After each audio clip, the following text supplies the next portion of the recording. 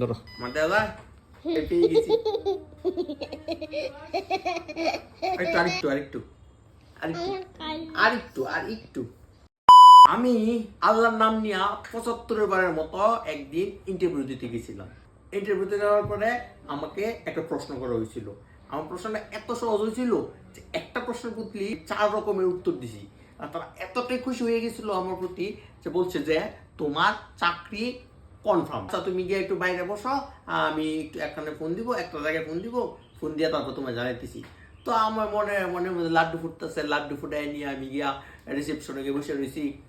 আমার দিকে সুন্দর একটা মেয়ে আসতেছে, আমি কাপড় চাপড় ঠিকঠাক কইরা চল টলডি ঠিকঠাক করে বুঝি এত সুন্দর একটা মেয়ে আমার দিকে আসতেছে, কখনো তো আসে নাই, আমি দুটো অবাক।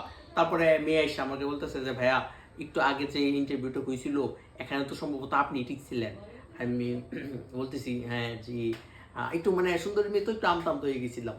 তারপর বলতেছি হ্যাঁ জি আমি তো ঠিক ছিলাম। এটা বলতেছে যে আপনি একটা কাজ করেন, আপনি চাকরিটা ছেড়ে দেন, আমার চাকরিটা খুব দরকার। আমি বলতেছি যে চাকরিটা তো আমারও খুব দরকার। তখন মেয়ে বলতেছে যে ভাই আমার একটু বেশি দরকার, আপনি যা বলবেন তাই করবো, আপনি যেখানে যেতে বলবেন আমি ঠিক সেখানেই যাবো। আমি ভাবলাম যে 75-60 ইন্টারভিউ দিয়া চাকরি পাইলবো, কিন্তু এত সুন্দরী মেয়ে তো জোরে দিতে পারবো না। আমি বললাম আচ্ছা ঠিক আছে।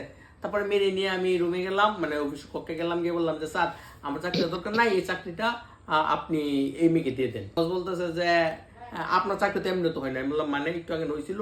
আরে এটা তো হয়েছিল ঠিক আছে, কিন্তু আমি পরীক্ষা করছিলাম। এইভাবে বলে তাহলে আপনি রাজি হয়ে যান কি না?